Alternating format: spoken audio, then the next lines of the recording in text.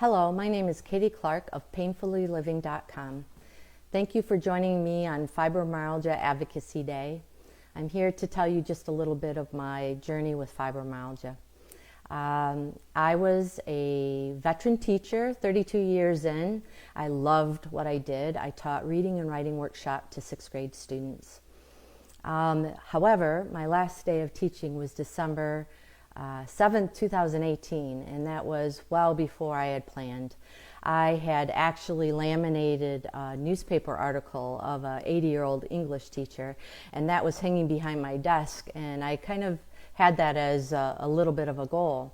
Unfortunately, fibromyalgia just kind of took over my life.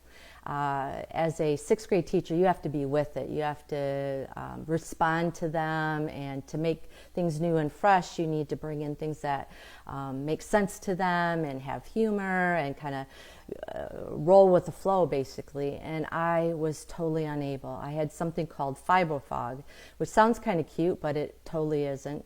I couldn't put my thoughts together. Often I would forget words. Where I had been a mentor teacher, where people would come and observe me, I'd have 5 people in the back of my room observing me, and then we'd, help with training. That year, I couldn't have anybody come in, even my principal, who I was friends with, and for my evaluation. I just couldn't handle it. So I went to my doctor, and after a lot of tests and things like that, he thought I might have fibromyalgia. I had never heard of that word before. And so, being the teacher and learner that I am, I started researching. I haven't stopped. It's helped me quite a bit. Luckily, at the end of that school year, I turned 55. And so after going on long-term leave, I had enough sick days saved up, because I was hardly ever sick before.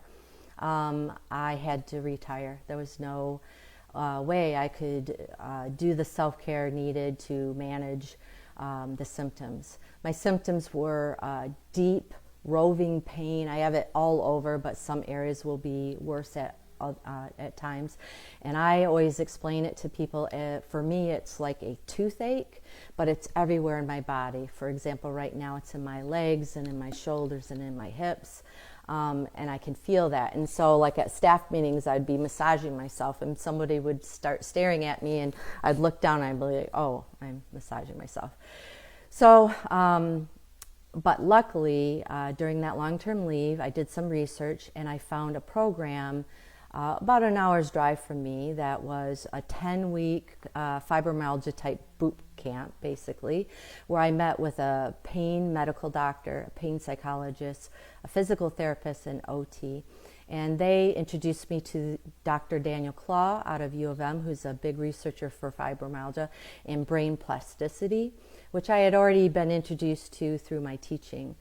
And that's been my main focus. So I kind of see it as my full-time job to work on rewiring my brain.